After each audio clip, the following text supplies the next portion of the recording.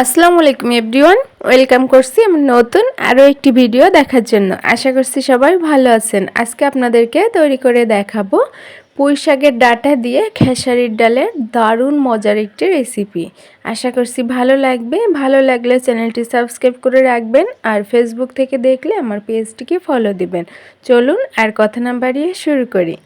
সরাসরি রান্নার প্রসেসে চলে এসেছি। চুলায় প্যানে তেল দিয়ে দিচ্ছি প্রায় 2 টেবিল চামচের মতো সয়াবিন তেল। এর সাথে দিয়ে দিচ্ছি একটি তেজপাতা মাঝখান থেকে ফালি করে দিচ্ছি, আর সাথে দিয়ে দিচ্ছি বড় সাইজের একটি দারচিনি আর 3টি এলাচ এভাবে করে ফাটিয়ে দিচ্ছি, এতে করে এর সুঘ্রাণটি বের হয়ে আসবে।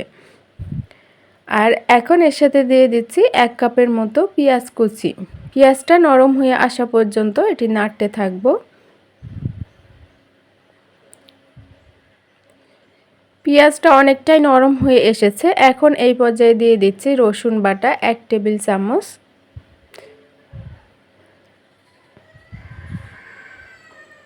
আর সাথে দিয়ে দিচ্ছি আদা বাটা 1 টেবিল চামচ। এর সাথে এখন দিয়ে দিচ্ছি শুকনো মরিচ আমি বেটে নিয়েছি। আমার পরিমাণ মতো আপনাদের পরিমাণ মতো ঝালটা দিয়ে নেবেন। দিয়ে খুব ভালোভাবে এটি কষিয়ে নিচ্ছি।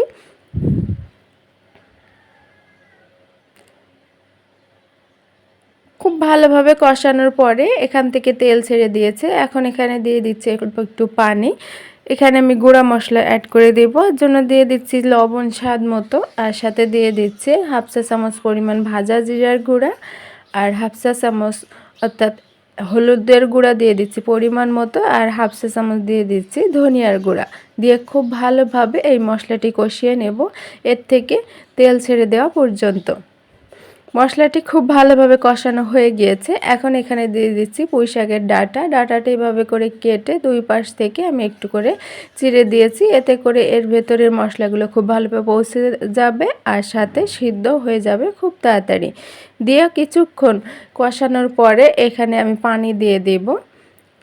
নর্মাল পানিটাই ব্যবহার করেছি। দিয়ে খুব ভালোভাবে নেড়ে চেড়ে মিশিয়ে দিয়ে ঢাকনা দিয়ে ঢেকে রান্না করে নেব, এটি পানিটা শুকিয়ে আসা পর্যন্ত। পানিটি প্রায় শুকিয়ে এসেছে, আর পুঁই শাকের ডাঁটাটাও প্রায় সিদ্ধ হয়ে যাবে, অর্থাৎ 50% মতো সিদ্ধ হবে। এই পর্যায়ে এখানে দিয়ে দিচ্ছি খেসারির ডাল। এটা আমি 2 থেকে 3 ঘন্টার মতো ভিজিয়ে রেখেছিলাম, তারপর ভালোভাবে ধুয়ে পানি ঝরিয়ে নিয়েছি। আর খেসারির ডালটা আমি নিয়ে নিয়েছি 1 কাপের মতো। দিয়ে খুব ভালোভাবে এটি কষিয়ে নিচ্ছি। এই খেসারির ডাল দিয়ে রান্না করলে পুঁই শাকের ডাঁটাটা অনেক বেশি খেতে ভালো লাগে। স্পেশালি আমার কাছে ভালো লাগে খেসারির ডালের যে স্মেল বা ঘ্রাণ, সেটি আমার কাছে খুব ভালো লাগে। এজন্য খেসারির ডালটা আমি প্রায় রান্না করে থাকি।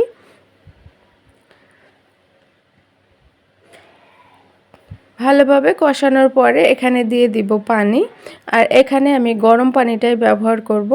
এতে করে খুব তাড়াতাড়ি সিদ্ধ হয়ে যাবে আর রান্নার স্বাদটাও বজায় থাকবে।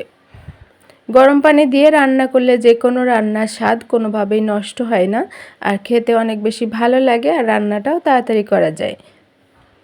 দিয়ে ঢাকনা দিয়ে ঢেকে রেখে দিব ডাল আর ডাঁটাটি খুব ভালোভাবে সিদ্ধ হওয়া পর্যন্ত। এই পর্যায়ে ডাল আর ডাঁটাটি খুব ভালোভাবে সিদ্ধ হয়ে গিয়েছে।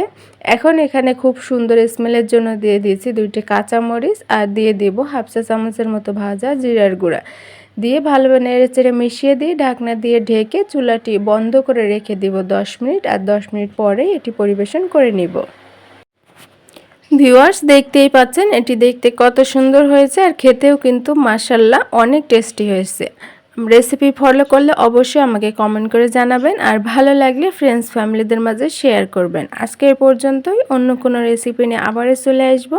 সে পর্যন্ত সবাই ভালো থাকবেন, সুস্থ থাকবেন, আমার ফ্যামিলির জন্য দোয়া করবেন। আল্লাহ হাফেজ।